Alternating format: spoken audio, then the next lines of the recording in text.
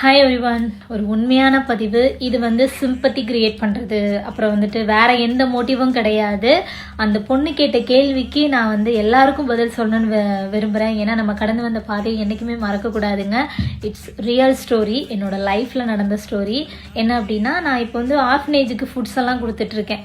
அந்த மாதிரி கொடுக்கும்போது மாதம் கொடுக்குறோமா, ஒரு சிலது தெரிஞ்சு பண்ணுறோம், ஒரு சிலது வந்து நம்ம அதிகமாக சொல்லிக்கிறது இல்லை. அதில் ஒரு பொண்ணுக்கு தெரியும் நான் மந்த்லி என்ன பண்ணிகிட்டு இருக்கேன் அப்படிங்கும்போது அந்த பொண்ணு என்கிட்ட சொன்னாங்க, அக்கா நீங்கள் வந்து ஃபுட்டுக்கு வந்து ரொம்ப இம்பார்ட்டன்ட் கொடுக்குறீங்க, நல்ல விஷயம்க்கா. அதே மாதிரி வேறு ஏதாவது பண்ணுங்கள், ஏன்னா நோட் புக்ஸ் வாங்கி கொடுக்குறோம், அந்த மாதிரி வேறு ஏதாவது பண்ணலாம் இல்லைக்கா அப்படின்னு சொல்லும்போது பண்ணுறேம்மா அப்படின்னு சொல்லிட்டு ஒரு சில விஷயங்களுக்கு அந்த பொண்ணுக்கு நான் பதில் சொல்லிட்டேன். ஆனால் அந்த பொண்ணு கேட்டாங்க பார்த்தீங்களா, ஃபுட்டுக்கு ஏன் இவ்வளோ இம்பார்ட்டன்ட் கொடுக்குறீங்க அப்படின்னு சொல்லிட்டு. நிறைய பேர் சொல்லலாம், நான் வந்துட்டு நான் சாப்பிட்டு வாங்கி சாப்பிட்ட இடத்துல வந்து புழு நிறையா இருந்தது அப்படின்னா. Yes, of course. நான் வந்து ஹாஸ்டலில் படிக்கும்போது புழு வந்து பார்த்திங்கன்னா அரிசியில் நிறைய மிதக்கும். அப்புறம் வந்துட்டு இந்த ரவை உப்புமா, கோதுமை உப்புமா, அதெல்லாம் புழு இருக்கும். பட் அதை நல்லா அலசிட்டு தான் கொடுப்பாங்க. ஒன்று ரெண்டு அதிலே தானே கிடக்கும், செத்து கிடக்கும். அதையும் நான் சாப்பிட்ருக்கேன்.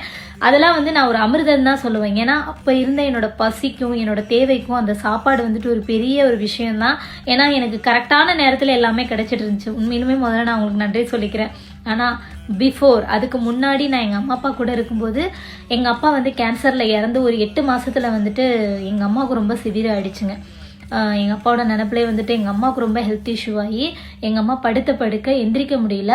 ஒரு நாள் வந்து எங்கள் அண்ணா என் கூட இல்லை. எங்கள் அண்ணா வந்து ஒரு 9th ஸ்டாண்டர்ட் படிச்சுட்டு இருந்தாங்க. எங்கள் அண்ணா எங்கேயோ வெளியில் போயிட்டாங்க. அப்போ என்னால் பசி தாங்க முடியல, வீட்டில் ஒன்றுமே இல்லை. அப்போ குருதில் வந்து அரிசி வச்சுருப்போம். நிறைய பேருக்கு தெரியும், குருதுக்குள்ளே வந்துட்டு அரிசி கிடையாது, நெல். அந்த நெல்லை இடித்து எங்கள் வீட்டிலலாம் சாப்பாடு செய்வாங்க 90sல. அப்போ வந்துட்டு அதையும் எனக்கு செய்ய தெரியல. அப்போ நான் வந்துட்டு குண்டானை எடுத்துகிட்டு வந்துட்டு 2 வீட்டுக்கு போனேன். ஒரு வீடு சாத்தி இருந்தது, செகண்டாக போன வீடு வந்துட்டு ஓப்பனில் இருந்தது. அப்போ நாங்கள் வந்து பார்த்திங்கன்னா வில்லேஜில் சின்ன சின்ன வீடு தானே நம்ம விடலாம். அவங்க கொஞ்சம் ஹை லெவல் ஃபேமிலி. ஸோ அவங்கக்கிட்ட போயிட்டு அந்த அந்த குண்டானை எடுத்துகிட்டு போயிட்டு, அப்பா எனக்கு வந்து கொஞ்சம் சாப்பாடு கொடுங்க அப்படின்னு சொல்லி கேட்கும்போது அவங்க என்ன பண்ணிட்டாங்கன்னா, என்னோட அந்த கையில் வச்சு இந்த பிளேட்டை தூக்கி வீசிட்டு என்னை ஒரு தள்ளி விட்டாங்க கீழே. தள்ளி விட்டு சாப்பாடில் ஒன்றும் கிடையாது போ அப்படின்னு.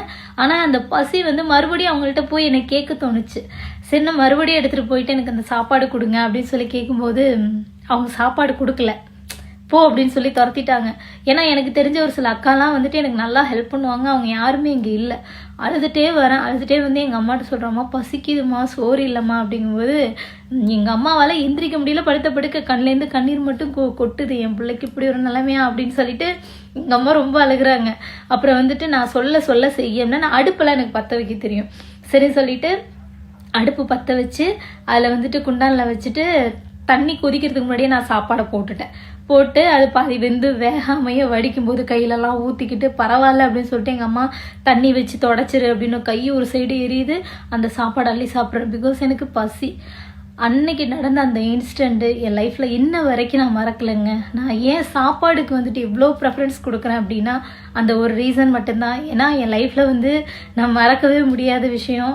ஸோ எப்பயுமே வந்துட்டு அதாவது தானம் வந்து தர்மம் வந்து தலை காக்கும்னு சொல்லுவாங்களா, அதில் முதல் தர்மம் வந்து இந்த தானம் தான். ஸோ முடிஞ்ச அளவு வந்துட்டு சாப்பாடு நிறைய கொடுங்க. ஏன்னா சாப்பாட்டுக்காக ஒரு சில கண்ட்ரீஸ்லலாம் ஃபுட்டே இல்லாமல் ரொம்ப கஷ்டப்படுறாங்க. ஸோ என் லைஃப்பில் நான் அந்த சாப்பாட்டுக்கு ப்ரிஃபரன்ஸ் கொடுக்கறதுக்கான ஃபர்ஸ்ட் ரீசன் இதுதான். உங்கள் லைஃப்பில் இந்த மாதிரிலாம் நிறைய நடந்திருக்கும்.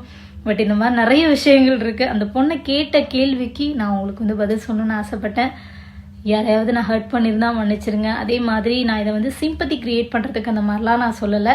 இது உண்மையாக நடந்த விஷயம். நான் பட்ட கஷ்டங்களோட ஒரு சின்ன பார்ட்டு இதுவும் ஒன்று. தேங்க்யூ.